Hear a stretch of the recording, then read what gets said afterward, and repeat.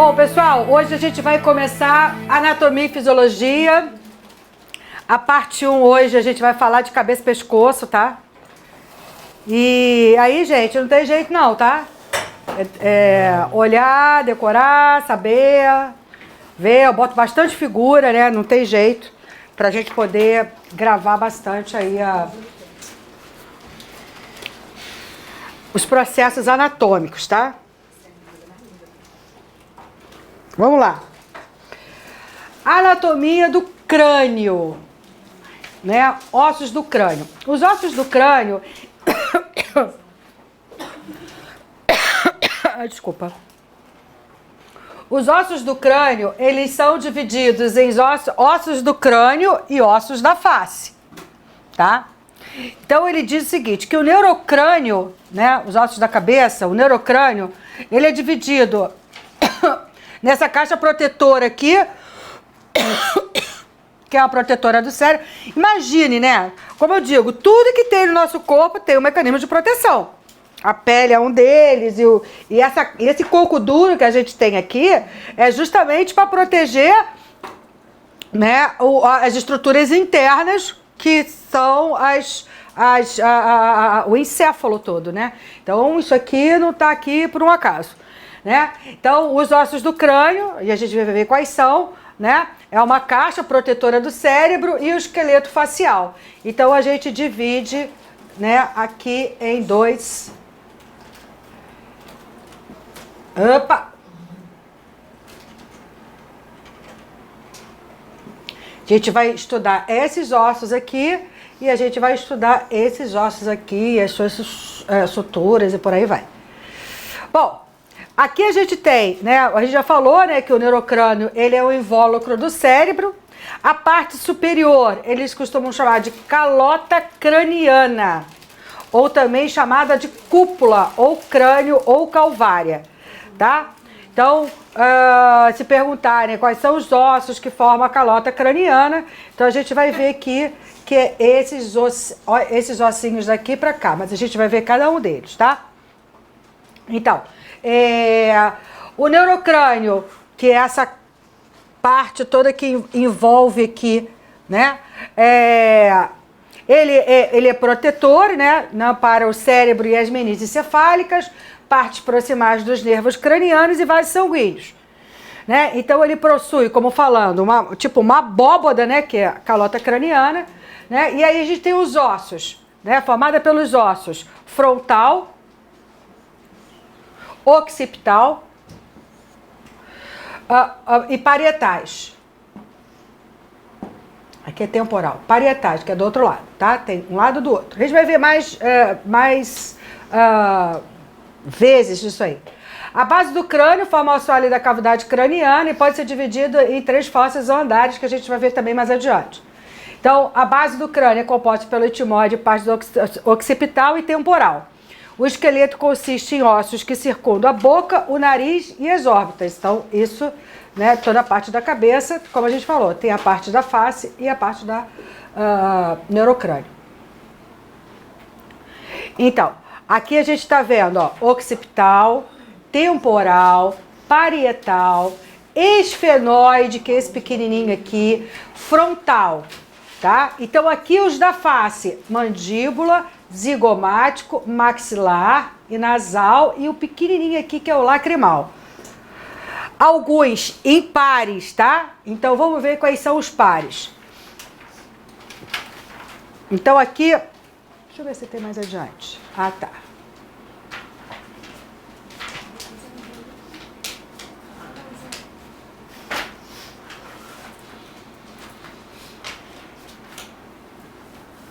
Aqui. Ossos do crânio formam pares, nem todos, tá? Alguns. Do lado direito e outro do lado esquerdo. Então, existe um temporal aqui e um temporal aqui. Isso é meio que óbvio, né? Existe uma parte do temporal do lado e o temporal do outro, tá? Os pares dos ossos importantes são os parietais, os temporais, os maxilares, os zigomáticos, os nasais e os palatinos. Todos esses aí formam pares, logicamente. Se tem de um lado, vai ter do outro. A calota craniana, como a gente já viu, né, é formada principalmente pelo São 4 ossos, né? Então, 1, 2, 3, 4.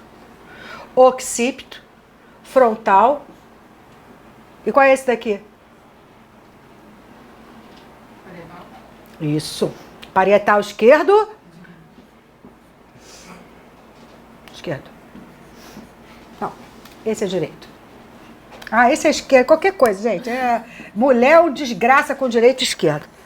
Tá? Então, parietal direito e esquerdo, occipito, frontal, parietal direito, parietal esquerdo. Então, aqui são... A calota craniana tem essa formação de 4 ossos. E elas são unidas por suturas.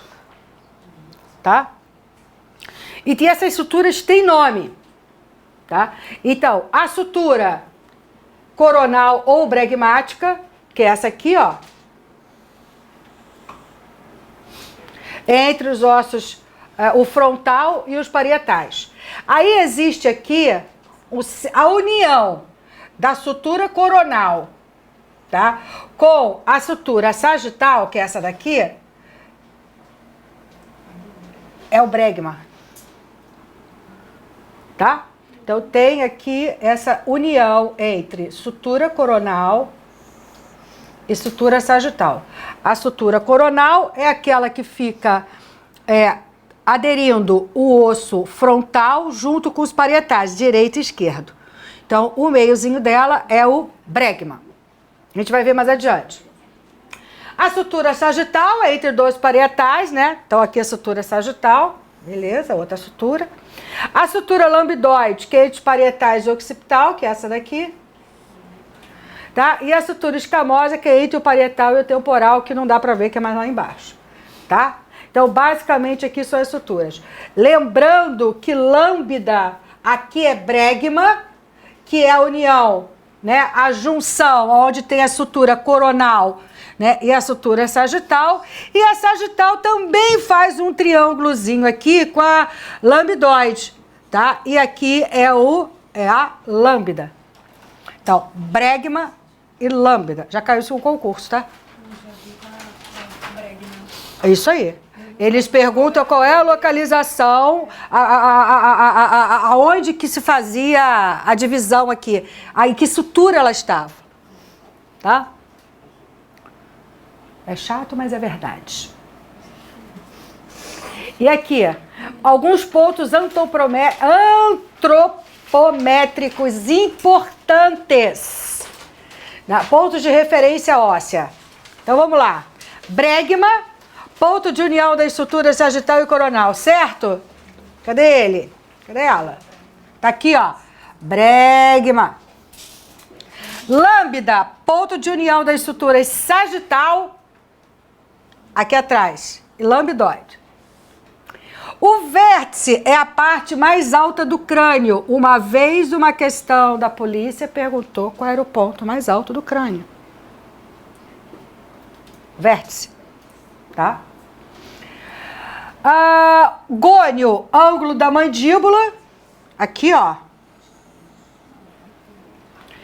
E o pitério, que é o ponto de união dos ossos parietal, frontal, esfenoide e temporal, que é aqui, ó.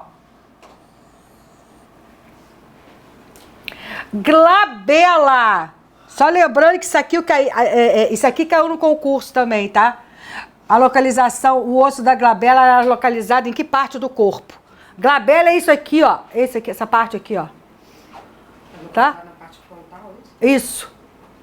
Então, essa parte aqui, tanto é que a gente fixa. Qual é o local que fixa a sonda numa criança, num bebê recém-nascido? Glabela. É essa área aqui, ó.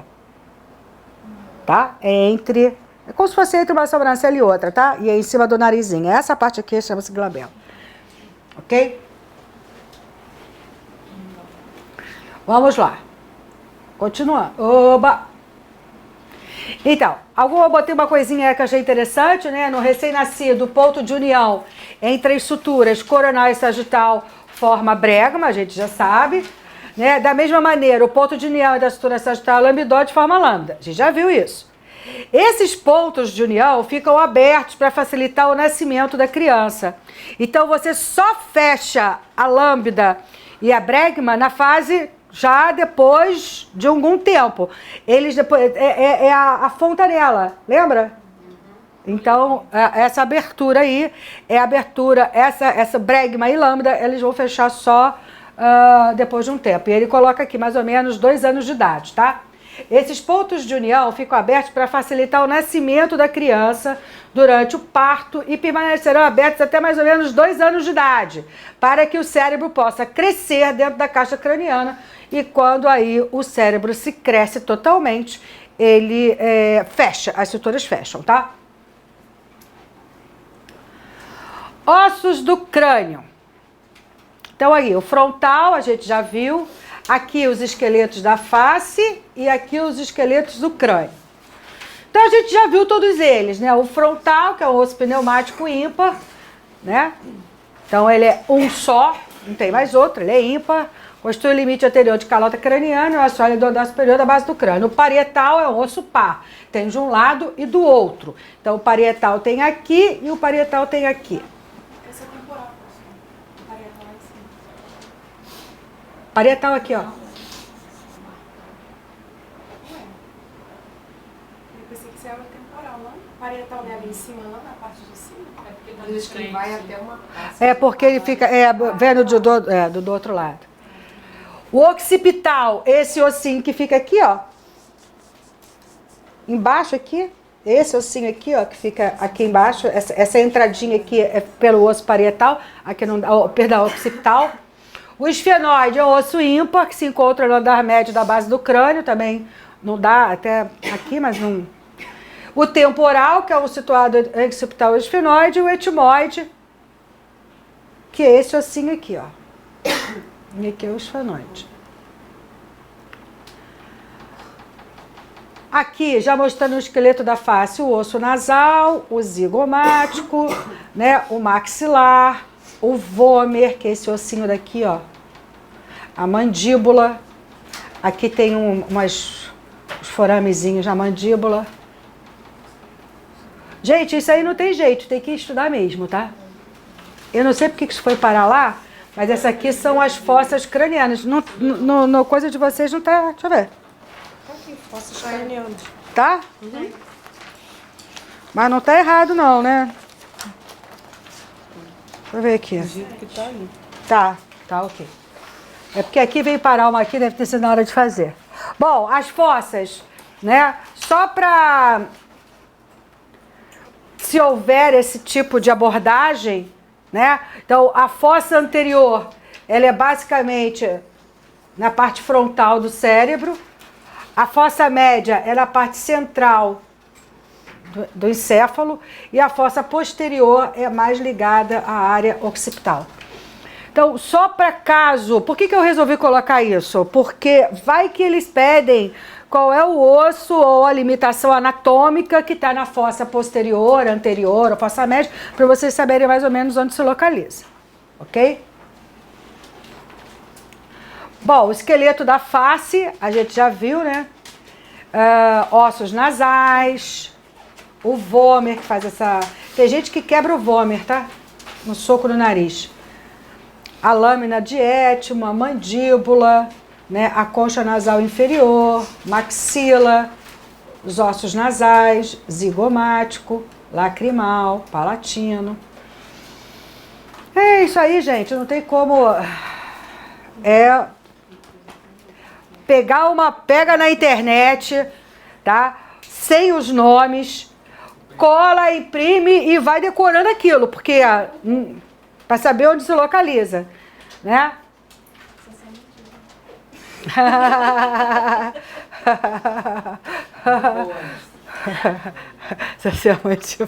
A mandíbula é o osso ímpar, tá? Então só temos ela aqui, ó. Ela é um osso inteirão aqui. O vômer também é um osso ímpar. Cadê ele? Esse aqui, mas cadê ele? O vômer tá aqui. Tá aqui. Vômer. Maxila é o osso par, então eu tenho um maxilar de um lado e um maxilar do outro. Tá? O palatino é um osso par também, na parte posterior do palato duro, parte do assoalho da parede lateral da cavidade nasal, né? Ele fica aqui dentro, então ele é de um lado também e do outro, mas ele fica por cima, como se fizesse o céu da boca. O zigomático também é o osso par, então ele tem de um lado e do outro, tá? A concha nasal inferior ou corneta inferior também é o osso par. Não, concha nasal aqui, concha nasal aqui. Lacrimal, né, é também uma par, tem de um lado, tem do outro, tá? E o nasal, que é um osso par oblongo que forma o dorso do nariz. Ok? Tem de um lado e tem do outro. Um osso par. O que eles costumam perguntar também, gente, é se o osso é ímpar ou é par, tá? Já marquei que são par e ímpar. Os ímpares são 2. Metodologia de estudo. Decoro isso, o resto é o resto. A anatomia do nariz, né?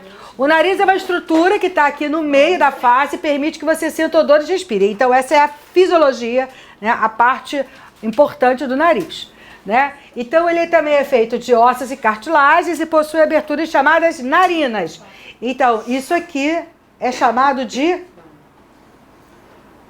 narina, tá? Isso aqui é o ponto de definição, né, da ponta nasal, essa partezinha aqui do nariz, tá? Posteriormente ao nariz está a cavidade nasal. Então aqui a gente tem a cavidade nasal, tá? Existem duas cavidades no total, separadas por um septo. Então eu tenho metade da cavidade nasal para cá, outra metade da cavidade. Um septo separa as duas cavidades, tá? Cada cavidade contém 3 estruturas parecidas com conchas, que são adequadamente nomeadas de conchas nasais. Então, cada lado eu tenho aqui as conchas nasais. Na verdade, são aberturas, né? E drenam as aberturas, né, que são os meatos. Então, na verdade, as conchas nasais, elas têm aqui os meatos, que ficam entre elas, tá? E vários seios paranasais localizados na sua cabeça e pescoço. Então, a gente vai ver aí quais são os seios, né? Aquele que serve para acumular secreção e fazer sinusite. Ué?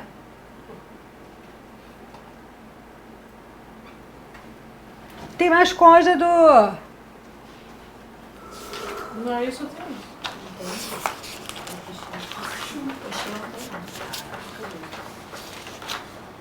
Ah, tá. Isso vai ser feito falado em outro momento, então. Anatomia do olho, né? Quais são as principais funções dos olhos?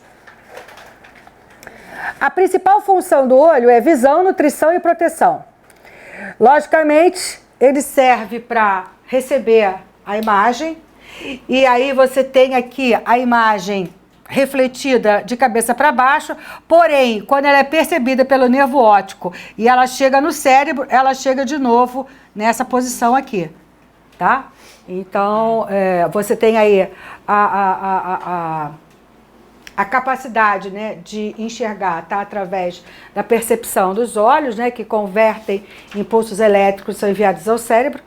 A gente tem ele fala sobre nutrição, né? Sobre a questão da nutrição. Por que ele fala sobre a questão da nutrição? Porque muitas vezes a nutrição está envolvida diretamente na capacidade de enxergar, né? Pessoas que têm hipovitaminose A têm algumas deficiências em termos também de visão, tá? E a outra coisa que ele coloca também é a questão de proteção, né? Os olhos, através das lágrimas, dos cílios e das sobrancelhas também, tá? Então, as lágrimas produzidas pelas glândulas lacrimais protegem os olhos de poeira, corpos estranhos, e o ato de pestanejar, né, de piscar, também contribui para manter os olhos sempre hidratados e limpos, né? Porém, existe também os cílios, que têm ação de proteção, e as sobrancelhas que ficam aqui em cima. Por que existe a sobrancelha? Ela segura poeira e os cílios também. Então, eles servem para impedir que a poeira entre nos olhos, tá? Meu irmão perguntou isso pra mim anteontem. post ontem, do nada. Por que serve a sobrancelha? O que tem cabelo na sobrancelha? Pô, eu não sei. Serve para segurar, por exemplo, a poeirinha, ela vem, cai aqui, ela já segura um pouquinho aqui, né? Por isso que isso aqui é um pouquinho levantado, né? Nada que tá aqui é à toa. Pode acreditar. E o suor também, então ela segura um pouquinho aqui o suor, segura a poeirinha e isso aqui também, os cílios também seguram um pouco a poeira e a sujeira para não entrar. E a lágrima lubrifica, tira poeira também, melhora. O fato de você piscar, você vai estar hidratando a sua córnea. Quando você, por exemplo, quando o paciente está com o olho aberto, né, num coma, sei lá, e ele não está com hidratação no olho, tá? Ele pode ter lesão de córnea. Então, a lubrificação ocular é obrigatória para você não ter nenhum problema na córnea, tá? Outra coisa também, paciente cirúrgico. Aquele paciente cirúrgico que fica com o olho meio aberto, vai ter lesão de córnea se não hidratar essa córnea durante o ato cirúrgico. Você vê isso, né? Os anestesistas botam aqui, botam uma gazezinha úmida com soro fisiológico para não haver problema com lesão de córnea, porque... E aí, pessoas que têm diminuição da produção de lágrima, lubrificam com colírio. Um soro com colírio para... Por exemplo, o idoso usa aquele colírio chamado lágrima, porque é um colíriozinho que ajuda na lubrificação, já que ele diminui a produção de lágrima, que é um grande protetor. Tá? Ainda tem alguns estudos dizendo que ela tem ação bactericida também, tá? A lágrima. Vamos lá. Então, os olhos se apresentam com uma forma esférica, né? Isso não tem tanta importância quanto vai de circunferência, quanto de peso, de volume. É uma informação, mas não é uma coisa que cai tanto em concurso, tá? Então, ele é protegido dentro de uma cavidade orbitária, tá? Então, ele fica dentro do ossinho aqui, né, da órbita.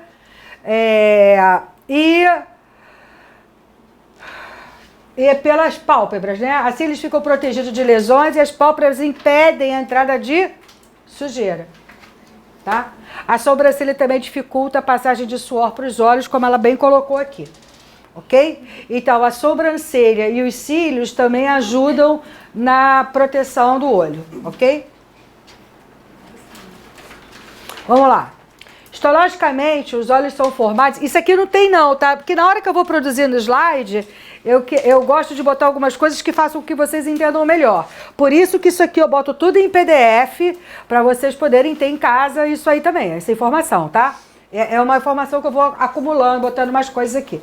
Histologicamente, os olhos são formados por 3 camadas, ou túnicas. Túnica externa, média e interna. Então, aqui, a túnica externa, ela é composta pela córnea e esclera. A túnica média ou vascular pelo coroide, corpo ciliar e íris. E a túnica interna pela retina. Por que eu estou colocando isso aqui? Eu não vi particularmente, até agora, porque eu também não vi todas as provas, que são muitas, ainda faltaram mais 8 provas para eu ver, porque eu estou guardando essas provinhas e essas questõezinhas para o final. Vou fazer um grande simulado com vocês no final, as provas mais recentes. E pode ser que ele pergunte, na questão da anatomia, quais são as estruturas que compõem, por exemplo, a túnica média, a túnica média do olho. Isso é uma coisa que pode cair. Tá? A gente já falou aqui, o globo ocular, ele está dentro da órbita, né? Enfim, mas acho que o mais importante daqui é saber o que cada situação dessa compõe. Aqui mostrando, né? Túnica do olho, túnica externa fibrosa, córnea esclera. Ai, ficou feia essa foto.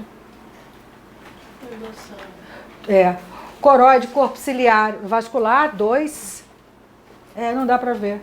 Coroide, que tá aqui. Ah, mas aqui tem a separação, tá vendo? Ó? Aqui ele bota a córnea e a esclera, que é a parte externa. Essa aqui é a parte externa. Essa aqui é a parte média.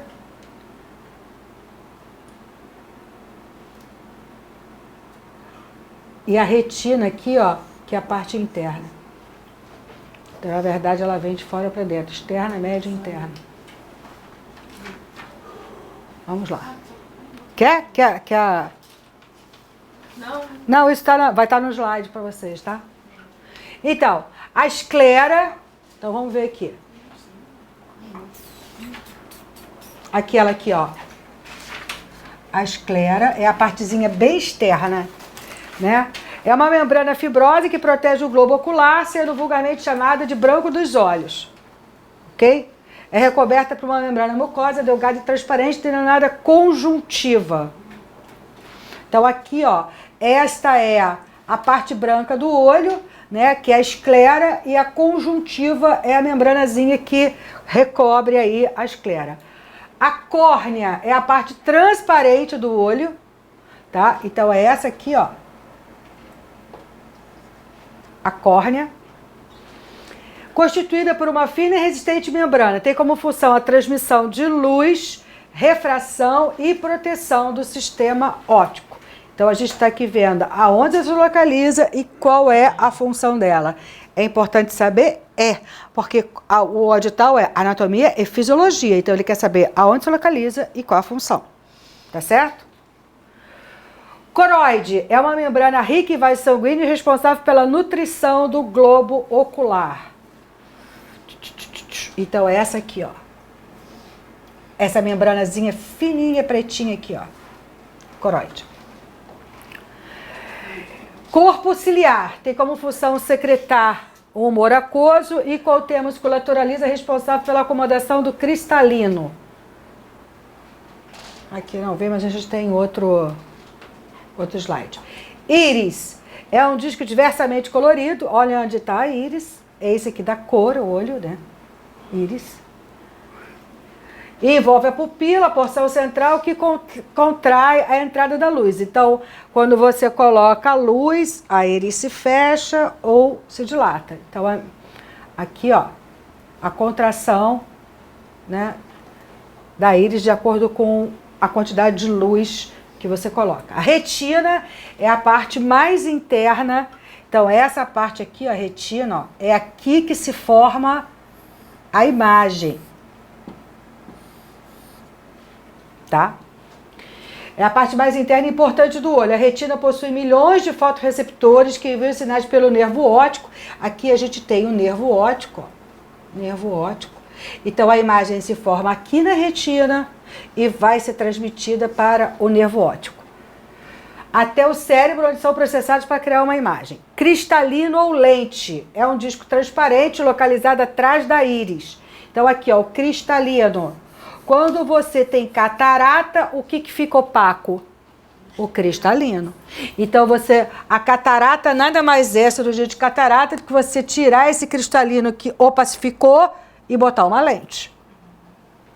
Tá? Então, na verdade, ele é a lente natural do organismo. A cirurgia de catarata, que chama-se facectomia, nada mais é que a retirada desse cristalino e a introdução de uma lente. Tá? Humor aquoso, líquido transparente localizado entre a córnea e o cristalino. Tá aqui ele, ó. O líquido que fica aqui, ó.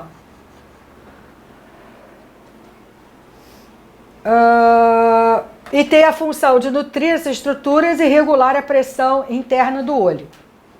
Ok, humor aquoso. Humor vítreo. Tá aqui, ó. Aqui dentro. Líquido que ocupa o espaço entre o cristalino e a retina. Cristalino e a retina. Então, aqui dentro fica o humor vítreo. Importante saber a função de cada um, tá? Então, também ainda existem vários anexos, né? Que protegem o globo ocular e que auxiliam na sua movimentação e na execução de suas funções. Então, a gente viu as pálpebras, né, a conjuntiva, o aparelho lacrimal e os 7 músculos extrínsecos do olho. Tá? E aqui a gente tem alguns. Oblíquo inferior, reto medial, reto lateral, de um lado e do outro, reto superior e oblíquo superior. tá? Então, ele também, se a gente consegue mexer o olho para um lado e para o outro... Ah, vocês não são da época do Super Dínamo? Vocês lembram? Ah, de ouvir falar, não é da época de vocês. Super Dínamo era um boneco. Existia muita criança que aparecia na emergência, eu me lembrei disso agora, com lesão dessa musculatura. O Super Dínamo, sabe que japonês faz desenho com o olhão grande, né? Eles parecem que tem trauma, porque eles não fazem bonequinho com olhinho pequeno, só fazem bonequinho com olhão grande. Aí o Super Dínamo era uma... Tu lembra do Super Dínamo? Nem você lembra? Lembra? O Super Dínamo, ele ficava assim, quando ele conseguia fazer um bonequinho que era um super-herói. Quando ele conseguia fazer uma coisa, o olho dele rodava. Tim, tim, tim, tim, tim. E as crianças queriam fazer com o olho do Super Dínamo, que fazia o olho rodar na coisa toda. Muita criança foi parar na emergência na época, isso foi até falado, com lesão da musculatura ocular, porque elas tentavam fazer com que o olho ficasse igual ao do Super Dínamo, né? Sair por aqui e andar por aqui. Aí muita criança teve lesão. A sua mãe sabe o que é Super Dínamo? Vai perguntar para ela que ela lembra. Que ele virava o olhinho assim, todo... Eu me lembro como se fosse hoje, gente, aquele bicho virando, quando ele conseguia alguma coisa, ou ele sei lá, que ele virava aquele olho, nem lembro mais. Eu tinha o quê? Uns 5, 6 anos, é muito tempo isso, 50 anos atrás. Virar o olho, ficar com o olho branco, Não, é porque ele pegava essa parte mesmo colorida do olho, e essa parte colorida, ele ficava rodando na parte branca do olho, entendeu? Então as crianças queriam fazer igual a eles, botar uma... Porque parecia que a mágica vinha através do olho, sei lá, não me lembro mais, e que se ele conseguia superpoderes, porque o olho virava, as crianças queriam superpoderes, mas não conseguiam virar o olho. E isso aí teve muita criança com lesão de musculatura de... deslocamento aí por causa disso. Como é que foi? Eu não sei, eu sei que na época isso foi falado, que as crianças estavam querendo imitar o Super Dínamo, não sei. Provavelmente cirúrgico, né? E como é que as crianças faziam para querer fazer isso? O que elas faziam, eu também não sei. Sei que a gente teve uma época aí com criança tendo lesão aí na musculatura do olho por causa disso. Hã? A criança que tenta fazer isso também tem lesão cerebral, né? Não, menina, que as crianças gostam de fazer tudo. Criança quer pular, botar capa. Tava como foi feito aquelas coisas. Então, a gente tinha uma imaginação igual do desenho. Hoje não, o desenho ali mostra como foi feito o desenho, mostra o antes e o depois. O super-homem sempre existiu pra mim. Eu achava que o super-homem também voava, porque a gente não sabia daquelas técnicas todas. Quantas crianças se jogaram de prédios para voar? Então, assim, por aí. Então, hoje tem o antes e o depois. Antigamente não tinha isso. Bom, a principal artéria, gente, aqui do olho é a artéria oftálmica, tá? E os principais nervos são os nervos cranianos ópticos, que é chamado de NC2, o oculomotor, que é o NC3, o troclear, que é o NC4, o trigêmeo, que é o NC5, e o abducente, que é o NC6. Tem que gravar isso aí. Isso, querido, tanta coisa que você vai ter que gravar de anatomia. Ah, a gente... Isso é só a parte do olho. Tá começando pela cabeça, imagina o resto. Você imagina quanta coisa você vai ter que gravar, hein, cara? Ai, meu Deus. Fora que a fisiologia você também tem que saber, né? Não basta só saber as estruturas, é saber para que servem as estruturas. Isso é importante, porque ele pede anatomia e fisiologia, tá? Então, como é que funcionam os olhos, né? Então, a luz é percebida aqui, a imagem é percebida, como a gente falou, ela vai ser projetada através de fotorreceptores na retina. E da retina, ela é transmitida através do nervo óptico e no cérebro você consegue ver a imagem realmente que você viu, tá? A imagem correta, não de cabeça para baixo. Então, a imagem, ela se acomoda, então se focaliza aqui na retina, vai para o nervo óptico, então ela é projetada na retina, como eu falei, para as células fotorreceptoras, né? e que, através de uma reação química, transforma as ondas luminosas em impulsos elétricos. É genial, né, gente? A gente fala, mas é genial, né? É uma coisa... Como é que pode? Aí tem a transformação química que transforma isso em movimento de impulso nervoso e chega lá no cérebro exatamente daquilo que está ali. É impressionante. Então, como falou, né? O nervo óptico vai chegar no cérebro e acontece a interpretação da imagem. Então, no olho humano, existem dois tipos de fotorreceptores. Os cones e os bastonetes. Tá? Os cones possibilitam a visão em cores, né? Enquanto que os bastonetes são usados para visão no escuro em preto e branco. Se eu digo que uma pessoa é daltônica, ela tem alguma situação que não tem a percepção do colorido correto. Tá? Cabe ressaltar que no cristalino a imagem sofre refração, logo forma-se uma imagem invertida na retina e no cérebro, a gente já falou sobre isso. Ocorre o correto posicionamento. E aí vamos falar agora da orelha. Eu detestei falar orelha, acho que é ouvido, mas você pode falar orelha também, porque na prova eu botei orelha, porque na prova caiu orelha. Aí eu botei orelha, mas pode ser ouvido também, tá? Então, as orelhas, é porque o que costumam dizer? Que isso aqui é orelha e que isso aqui é ouvido. Né? Pavilhão auditivo e aqui, mas pode também ser, né?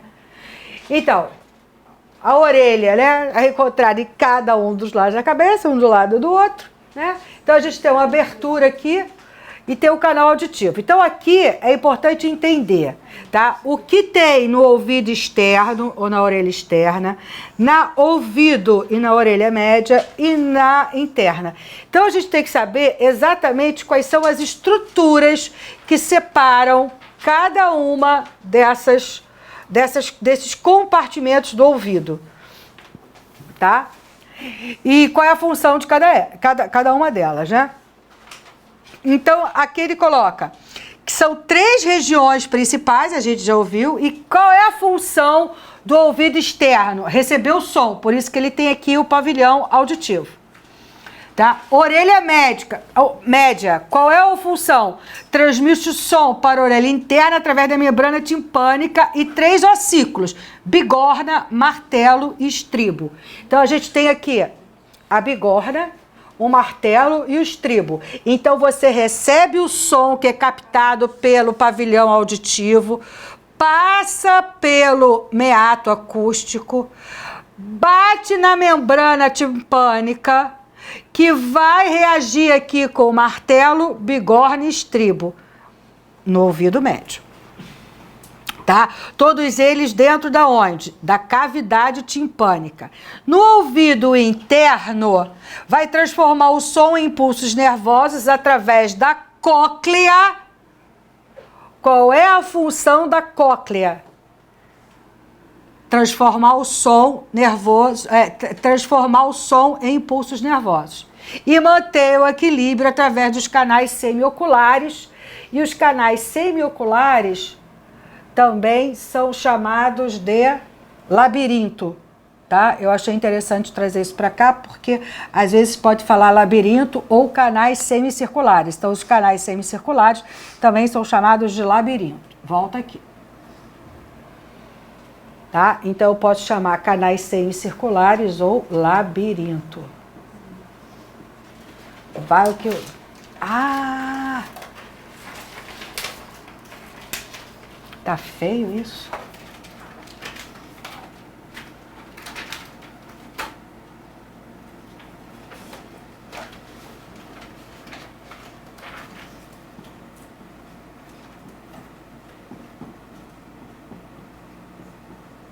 Labirinto. Ok? Então, isso aqui, gente, eles perguntam também, tá? Então, eles falam... aonde está localizado, por exemplo, a cóclea ou o nervo coclear, que fica aqui dentro do ouvido interno, qual é a função de cada uma desses compartimentos de ouvido externo, interno, o médio. Então, tudo isso aí são situações que podem ser perguntadas na prova, tá? E qual a função de cada uma delas. Existem as estruturas que envolvem a orelha, né? Que ajudam na sua função. Então, tem a tuba de Eustáquio, né? Tem o timpânico e o labirinto, que a gente já falou aqui, que é os canais semicirculares. A última estrutura também ajuda a manter o equilíbrio geral do corpo, que é o labirinto. Então, se você tem labirintite, você fica tonta, tá? Então, uma das funções do labirinto é a manutenção do equilíbrio, ok? As artérias mais importantes que suprem a orelha são as artérias carótida, externa, maxilar, basilar, enquanto que os principais nervos são o cranianos facial, o NC7 e o vestibulo bulbo coclear, que é o NC8.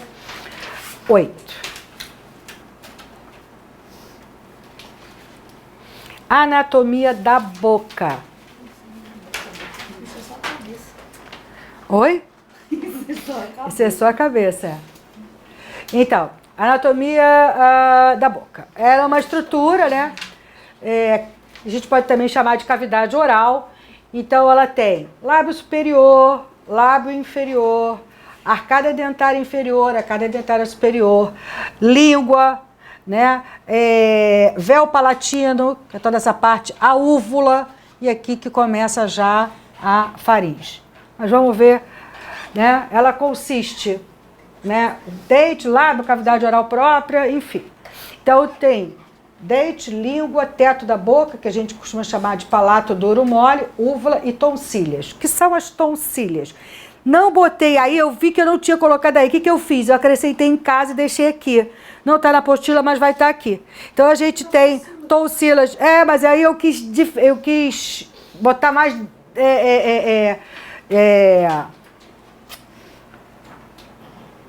mais mastigado. Tá? Aqui mostrando novamente, né? Palato duro, palato mole, palato duro é mais em cima. Essa parte aqui de trás, que é mais molezinha, é palato mole. Essa parte de cima, que é mais dura, é palato duro. Tá?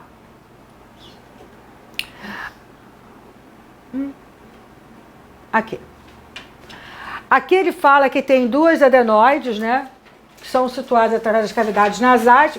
Eu esqueci de botar minha foto aqui. Eu botei e depois tirei, não sei o que aconteceu. Aqui ele fala das amígdalas, né, que são constituídas por tecido linfóide, rica em glóbulos brancos. Isso está aí?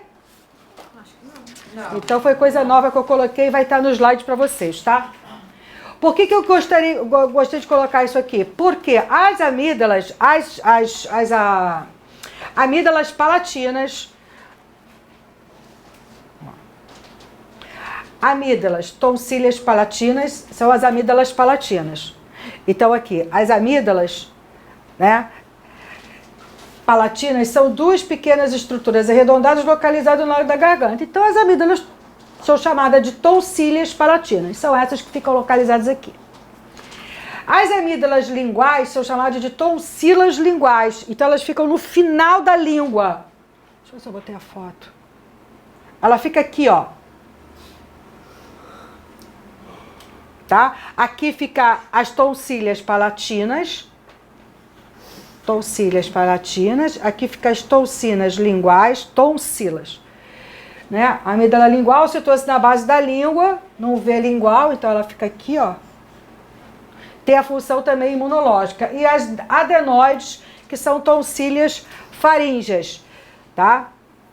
Então ela fica mais para cima, as adenoides ficam mais para cá. Então, por que eu coloquei esse tipo de abordagem? Porque existe um anel chamado anel linfático, que não está na apostila, mas está aqui, eu coloquei depois, chamado anel linfático de Waldeyer, ou Waldeyer, não sei como é que eles pronunciam, que compreende essas três tonsilhas, né? A tonsilha lingual, a palatina e a faríngea, que é a adenoide. Então, essas três tonsilhas, são responsáveis? Elas são responsáveis pela ter uma função imunológica. Então, elas estão localizadas na cavidade oral, né? Uma na base da língua, uma lateralizada, né? Nas amígdalas aqui, e a outra adenoide. Elas têm a função o quê? De imunológica. Voltando aqui, né? Então, as amígdalas são estruturas constituídas por tecido linfóide rica em glóbulos brancos. Por que eu estou falando isso aí? Porque muitas vezes, equivocadamente, se retiram as amígdalas. E elas têm uma função de defesa. Tá? Existe uma época, na minha época também de criança, era moda fazer amidalectomia. Hoje você só faz amidalectomia se realmente for necessário, porque elas servem como glândulas de proteção. Tá? Então, são estruturas linfóides ricas em glóbulos brancos, não são estruturas isoladas dentro dos aparelhos respiratórios digestivos, fazem parte do anel linfático de Vladir ou Validaia, não sei como é que se pronuncia, como eu falei, e compreende a amígdala lingual, a palatina e a faríngea, né? Fazem parte do sistema imunológico, né? E produzem também anticorpos. Aumento do tamanho no início da vida, porque você precisa de ter imunidade, né? Mas começa a regredir ao redor dos 7 anos de idade, desaparecendo totalmente da vida adulta. Se comunicam, né, internamente pelo nariz, garganta e ouvido, e a inflamação e hipertrofia das adenoides pode prejudicar a respiração. Porém, não há necessidade de operar caso você tenha isso aí bem definido. Tá bem controlado. Essas tonsilhas faringe, ela fica atrás da uva ou na frente? Fica atrás, aqui embaixo, ó. Amígdala. Se você abrir, você vai ver 2 carninhas vermelhinhas aqui. Ah, tá. Não, mas ali tá mostrando a posição de cada uma. Isso, a posição de cada uma. Então, essas aqui ficam lateralizadas, tá? Essa adenoide fica mais para cima. Ah, tá. Agora eu consegui enxergar. Uma partezinha branca. Isso aqui, ó. Consegui ver. Então, essas aqui... Peraí, deixa eu apagar tudo.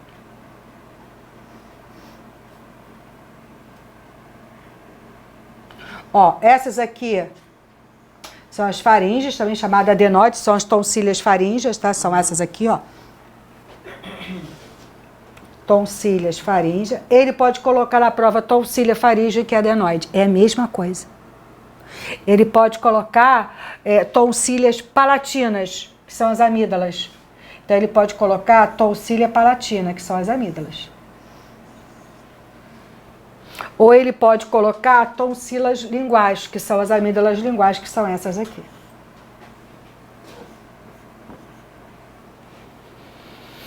Então, tem que chamar a atenção que eles podem... Qual é a definição que eles vão usar? Vão usar amígdalas, vão usar adenoides? Tá? Então, porque ele pode, em vez de usar amígdalas, eles podem falar tonsilhas palatinas. Em vez de falar adenoide, pode falar tonsilhas faríngeas. Show. Tá? Show nada. Aqui, ó, tonsilha palatina, tonsilha lingual, né? Também existem papilas que são responsáveis pelo sentido, né? Pelo gosto, né? Responsável pelo gosto. Então, a estrutura mais complexa e volumosa encontrada no entorno da cavidade é a língua, né?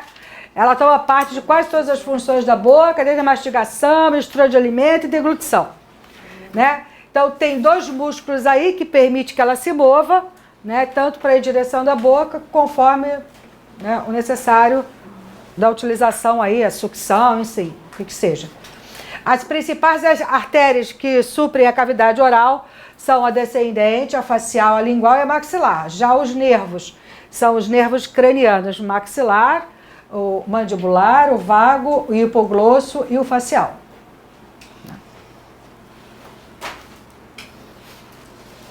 Tem algumas cirurgias que levam o nervo hipoglosso e por isso o paciente perde algumas sensibilidades, tá?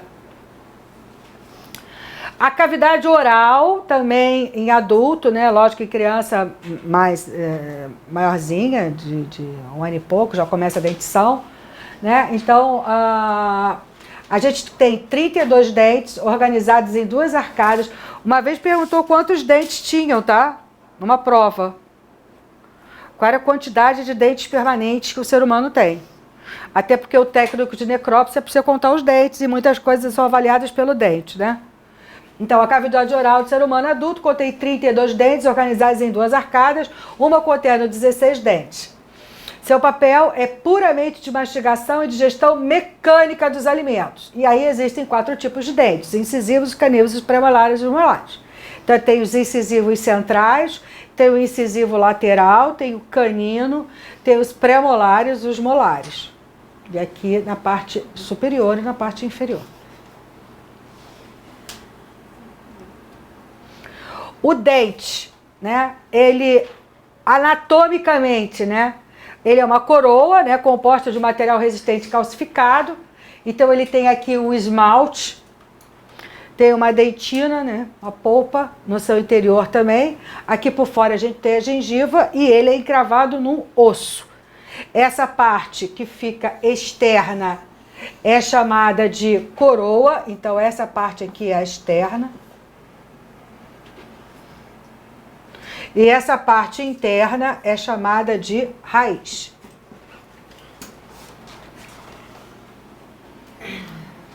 Os dentes também recebem suprimento, né, da artéria maxilar, enquanto que a inervação é fornecida pelos nervos craniano, maxilar e mandibular. Voltando. Cavidade nasal.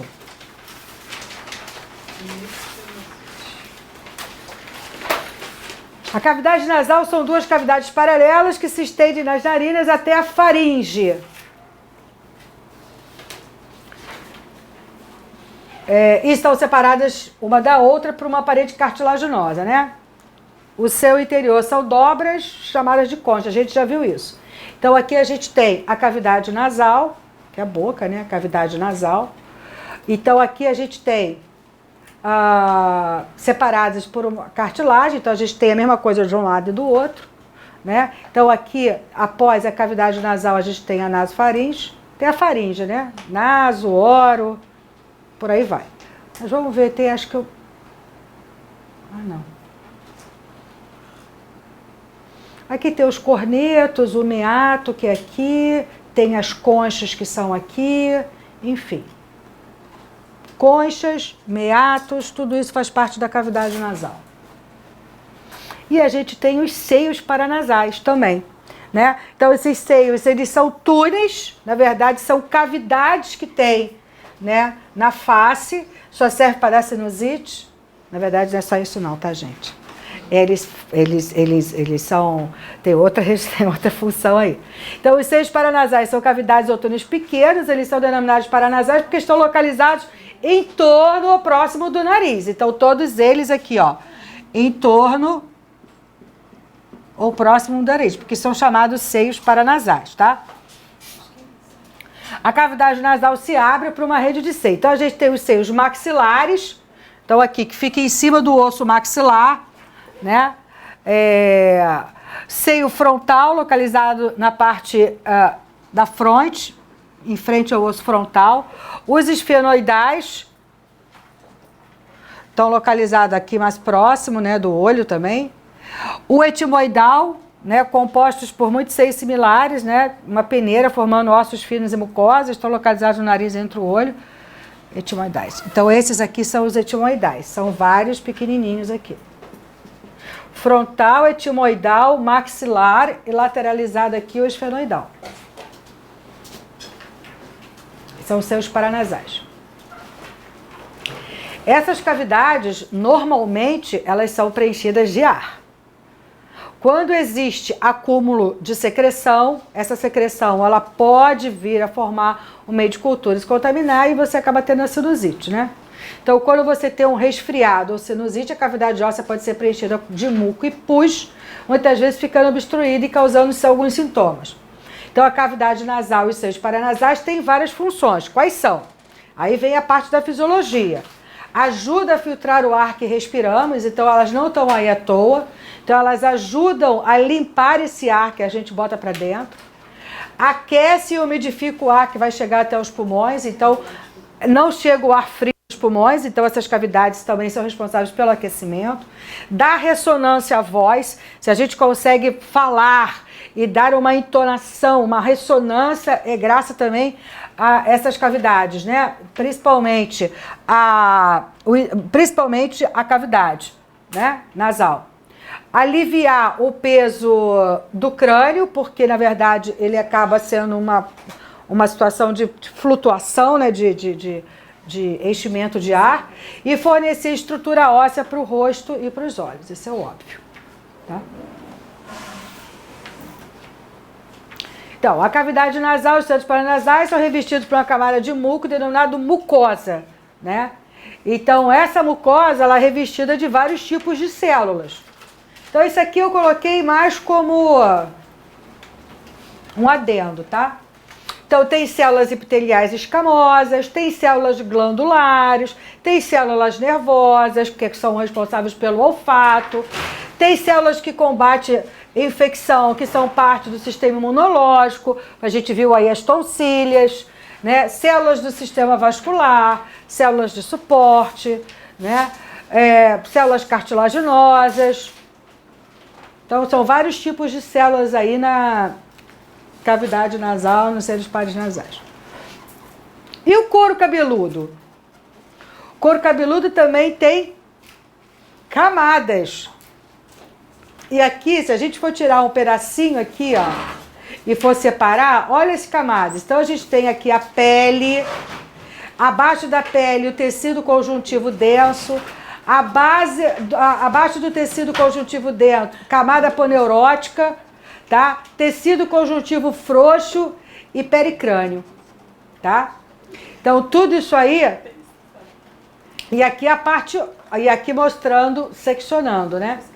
Então, aqui, e aqui abaixo do pericrânio eu tenho o osso.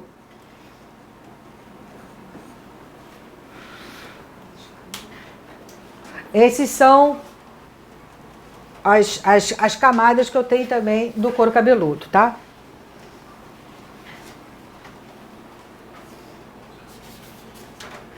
Dúvida aqui, gente? Não tem muito o que dizer, né? Só chorar. A do pescoço, né? Para que existe pescoço? Para segurar a cabeça. É isso mesmo. Ele tem que ter uma estrutura forte, muscular, inclusive, para suportar a cabeça, né?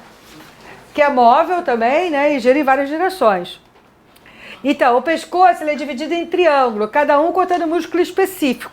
Então, a gente tem aí um trígono muscular, né? Então, a gente tem aí os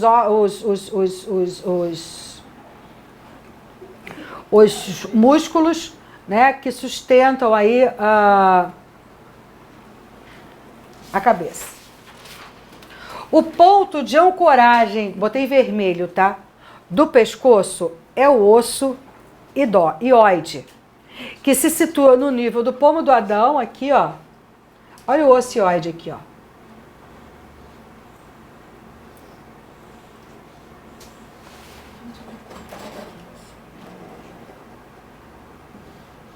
Isso aqui.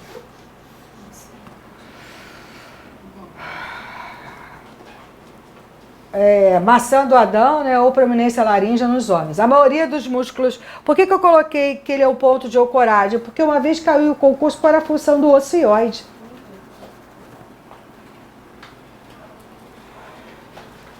Né? Então ele é o ponto de ancoragem do pescoço. E perguntava onde é que ele se localizava. Tá? A maioria dos músculos dos pescoços se insere no ióide, separando em dois grupos. Os músculos supraioides e os músculos infraioides. Então, os músculos que estão abaixo do osso e acima do osso. Tá? No pescoço, eu ainda tenho glândulas, né? Eu tenho a glândula tireoide. E na glândula tireoide eu tenho as paratireoides que ficam localizadas na própria tireoide, tá? Eu tenho a faringe e a laringe. Então, a faringe, presta atenção aqui, gente, olha só.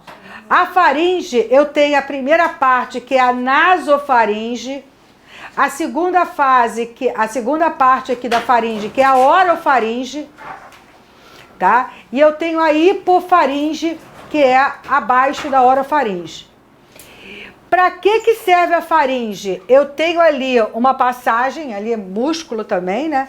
Eu tenho uma passagem para alimento e ar. Ah, mas Vânia, por que você botou em vermelho? Porque uma vez caiu no concurso, qual é, direto, várias perguntas. Mesma coisa, de laringe. Qual é a função da faringe? Ela pode passar alimento, pode passar ar? Pode. Então você tem aqui, você conecta aqui ó, a nasofaringe, você passa o ar e passa o alimento também, tá? Então aqui é a naso, onde passa o ar, e aqui é a oro, tudo isso aqui é faringe, tá? Só que aqui eu tenho a naso e aqui eu tenho a oro. Passa o quê? Ar e alimento. Certo? Mateus? Certo. Então, a faringe é uma passagem muscular para alimento e ar. Isso vai cair no concurso, tá? Conectando as cavidades nasal e oral com o esôfago e a laringe, que é mais aqui embaixo. Aqui, ó. Laringe. A última é mais comumente conhecida como caixa vocal, que consiste em várias cartilagens, membranas, ligamentos e músculos. É responsável pela fala, tá? Por isso que quando você faz laringectomia, o paciente perde às vezes a voz, porque a laringe é onde está localizada as cordas vocais, e aí quando você retira a laringe, você pode perder a voz, ok? 4 principais artérias que cursam através do pescoço e suprem são as artérias carótida comum, carótida externa, carótida interna, facial, juntamente com o tronco tireocervical. O plexo cervical é a principal estrutura nervosa que inerva o pescoço. E aí, né, falar um pouquinho da glândula tireoide. A glândula tireoide é uma glândula localizada no pescoço, né? E ela tem ali a função de regular órgãos vitais. Então, ela é responsável pelo T3 e o T4. O T3 é a triiodotironina e o T4 é a tiroxina ou a tetraiodotironina. Então a tireoide está localizada aqui na frente da traqueia, né, abaixo da laringe, e em frente, perto, né, na base, né, abaixo da região chamada como pomo de Adão, abaixo do pescoço. Ela é pequena, enfim. E ela tem 2 lobos, tá? Ela tem aqui 2 lobos. E uma parte central também. Se eu não me engano, chama-se istmo. A glândula tireoide é revestida por uma cápsula de tecido conjuntivo. Mas o que é importante a gente saber aqui? Quais são os hormônios que ela produz? A gente já viu que é o T3, T4, né? Então, isso aqui, eu não sei se está aí com vocês. Tá? Então, a tireoide produz 2 hormônios, os quais são intimamente relacionados com a regulação do metabolismo do nosso corpo, né? Por isso eles são conhecidos como os hormônios metabólicos do organismo. Qual é a função do T3? É estimulador do metabolismo celular. Então ele possui uma ação mais biológica com efeito mais rápido. O que é o T4? Ele é menos ativo que o T3. Todos eles, tá, estão envolvidos com alguma situação metabólica celular do corpo. E a gente vai ver aqui, né? Agora, quem é que estimula a produção de T3 e T4? A TSH. Tá? Ele é que vai estimular. Aonde é produzido o TSH? Na hipófise. O TSH não é produzido na tireoide. Produzido na tireoide é só o T3 e T4. Quem vai estimular a produção do T3 e T4 é o hormônio hipofisário, que é o TSH. Né? Então, para produção, olha que coisa interessante aqui, tá, gente? Porque pode vir uma perguntinha dessa. Para a produção dos hormônios da tireoide, precisa-se de iodo. E aonde é que é colocado esse iodo para a população não ter problema de bócio, de diminuição de produção, de hormônio tireoidiano? No sal.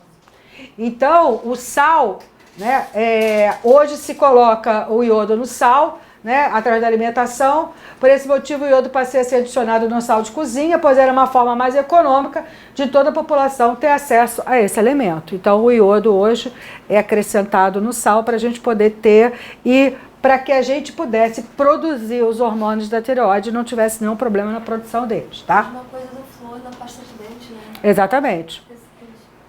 E algumas pessoas dizem até que tem flúor na água, né? Sim. Aliás, tem tudo na água, né, gente? Só uma parada aqui. Só uma parada aqui. Eu tava conversando, a gente tava avaliando lá na... Só uma paradinha aí, tá, gente? Só pra dar uma distração aí. Só pra sair da coisa também. Eu tô fazendo um estudo lá com uma residente falando sobre bisfenol. O que é o bisfenol A? O bisfenol A é aqui tudo que é aquele plástico que aquece a substância, ela sai do plástico e entra ou na comida, ou no sangue, tudo que é feito de poliuretano, a partir do momento que é aquecido, pode liberar o bisfenol A. Beleza, aí ele traz inúmeros problemas para a saúde. E aí, conversando com pessoas dessa área, estudiosos, porque a gente vai fazer esse estudo, avaliando bisfenol em pacientes de grandes cirurgias, enfim. E aí, eu descobri com esse pessoal que estuda, né, toxicologia, que a nossa água do Rio de Janeiro é rica em clonazepam. Clonazepam. Ela é rica em substâncias, por quê? Porque isso vai na urina, isso vai na água, a água ela é filtrada, mas ela continua com antibiótico. Ela continua, diz que a água está riquíssima em clonazepam. Tem gente fazendo uso do Rio de Janeiro demais de clonazepam. Claro, a crise que a gente passou aqui, todo mundo está tomando remédio para se acalmar, né? Então, assim, isso é o resultado da crise, tá? E a quantidade de inseticida, agrotóxico que tem na água também é muito grande. Eu falei, gente, não posso mais tomar água, porque você filtra a água, mas a água continua com antibiótico, com clonazepam e com um monte de pesticida. Fecha parênteses, vamos continuar. Dá até neura, né? Só de pensar nisso. Mas tudo bem, eu falei pra ele, não preciso saber disso mais não quero mais saber, senão a gente não toma nada, né? Vamos lá, a importância da tireoide, né? Os hormônios produzidos pela tireoide são responsáveis pela regulação de várias funções do organismo. Então, elas são responsáveis pelo crescimento e desenvolvimento da criança e do adolescente, né? Regulação da frequência cardíaca, regulação do ciclo menstrual e fertilidade, controle emocional e relação com ganho e perda de peso. Hipotiroidismo ganha peso, hipertiroidismo perde peso. A paratireoide. Essas glândulazinhas, também que pertencem ao sistema endócrino, elas ficam localizadas aqui, ó, na tireoide. São 4 pequeninas glândulas, tá? Eu vou falar da localização. E qual é a responsabilidade dessas glândulas? Né? É controlar, né, a quantidade de cálcio no organismo.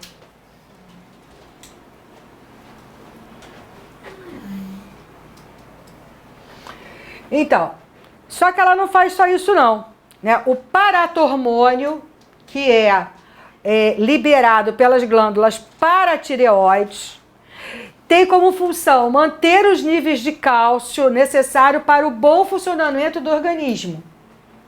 Então, manter o controle do paratormônio no corpo humano é de extrema importância para a regulação do cálcio no sangue, pois ele evita que as células musculares esqueléticas sofram contração. Mas o paratormônio, ele não só atua nisso não, tá? Ele também, né, aumenta, né, a concentração de cálcio plasmático, o hormônio da paratireoide. Quando aumenta a concentração de cálcio, né, o hormônio da paratireoide reduz a concentração de fosfato sanguíneo. Então, esse efeito resulta na atividade paratormônio em células de túbulos renais, diminuindo a reabsorção de fosfato e aumentando a excreção na urina. Então, o paratormônio, ele aumenta indiretamente, né, a absorção de cálcio no trato digestivo. Então, ele não só, tá, tem toda aí, o paratormônio estimula a absorção de cálcio pelo osso, mas ele também libera cálcio, né, através aí do metabolismo da concentração de fosfato, né, a absorção do cálcio pelo rim e ainda pelo intestino, porque essa absorção ela vai fazer com que sintetize e absorva a vitamina D em nível intestinal. Então o paratormônio aumenta indiretamente a absorção de cálcio no trato digestivo, estimulando a síntese de vitamina D, que é necessária para essa absorção. Então a vitamina D também é responsável pela mineralização óssea, tá? A secreção de células paratireoides é regulada pelos níveis sanguíneos de cálcio. E quando eu tenho baixa de cálcio, eu vou lá e digo assim, ó, tá na hora de ser liberada o hormônio paratormônio. Aí ele vai lá, libera o hormônio paratormônio para melhorar a concentração de cálcio no sangue. E se aumenta a produção de cálcio, o paratormônio diminui para poder diminuir a produção de cálcio sanguíneo e por aí vai. Então, não só esse paratormônio atua na mineralização óssea, como atua também na síntese de vitamina D a partir do intestino e na absorção ou não, né, da excreção desse cálcio pelo rim. Então você tem aí toda uma estrutura das paratireoides mexendo com o metabolismo de cálcio, né, que atua na mineralização óssea, na função renal e na função do intestino, na síntese de vitamina D. Tá? Ok, pessoal? Olá, vamos para a questão. Questões de concurso. Olha que facinho. Gente, alguma dúvida da parte de cabeça e pescoço?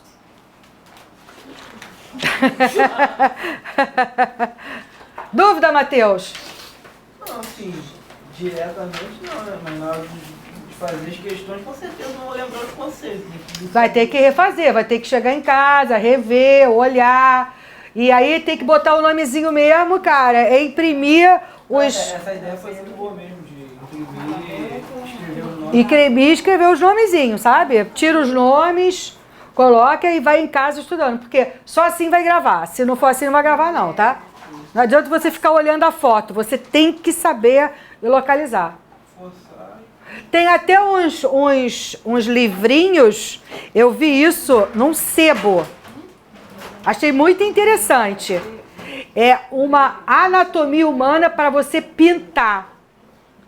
Sabe? Desenho a coisa para você pintar. Então você pode pintar o corpo humano, exatamente. Você pode pintar o corpo humano e pode definir. Então eu acho que é interessante. Eu vi isso num sebo. Achei muito interessante isso. Vamos lá. Glabela é um osso importante da nossa... Ai, mole, né? Se vocês não tivessem ouvido, vocês saberiam que glabela onde era na face? Não, eu não sabia. Eu com certeza não.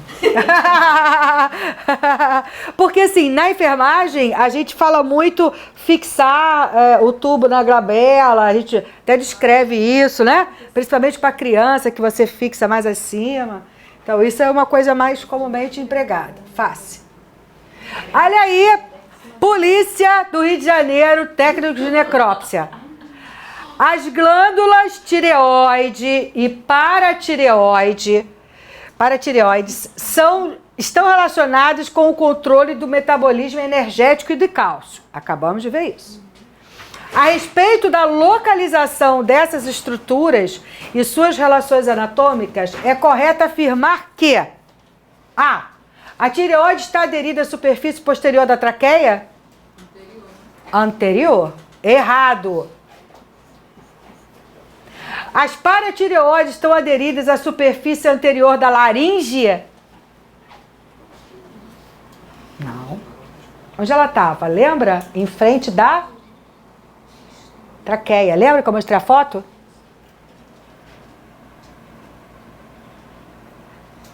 Olha onde ela está.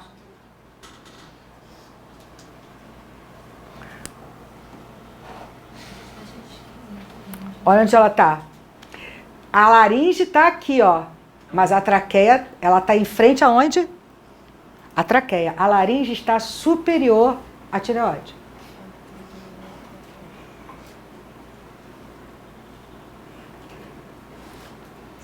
Vamos lá.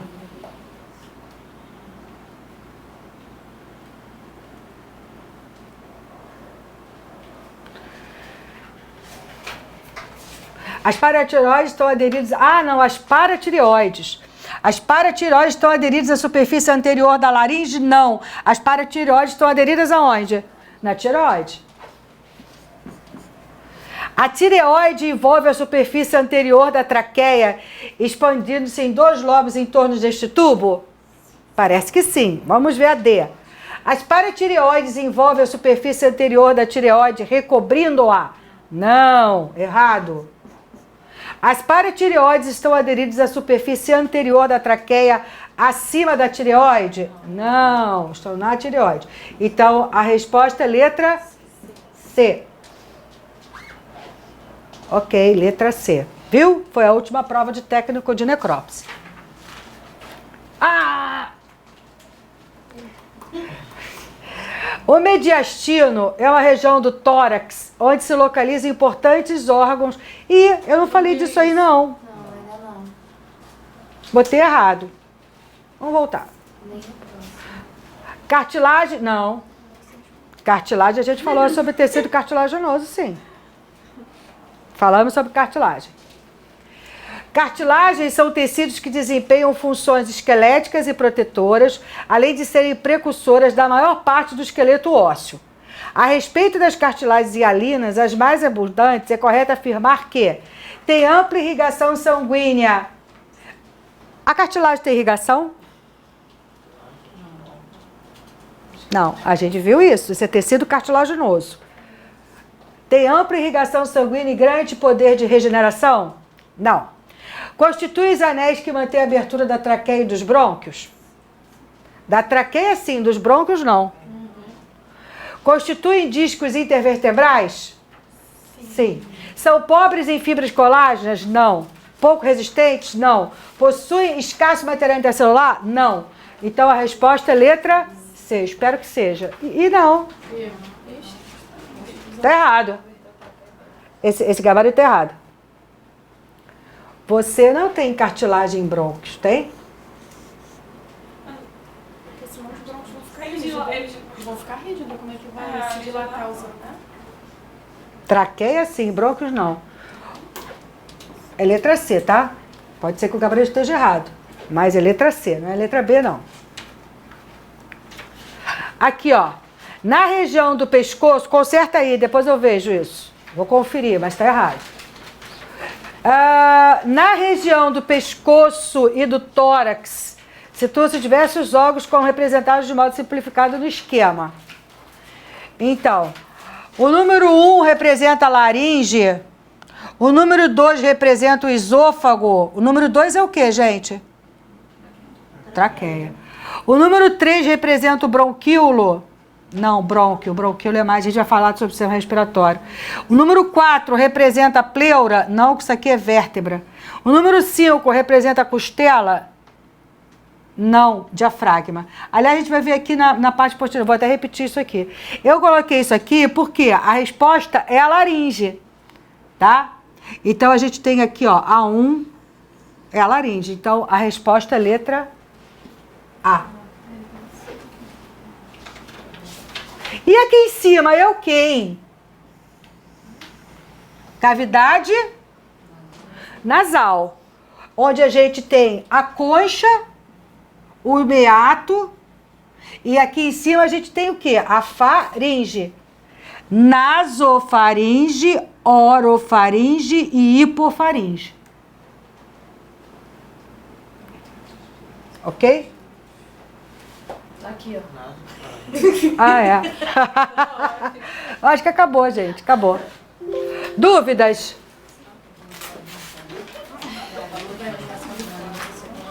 Agora a gente vai começar tórax.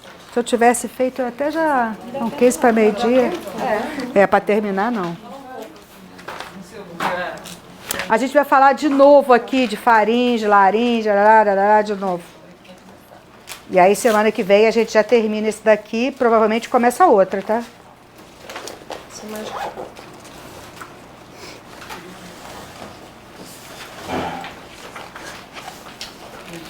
Essa postilinha dá um trabalho de fazer, que vocês não têm ideia.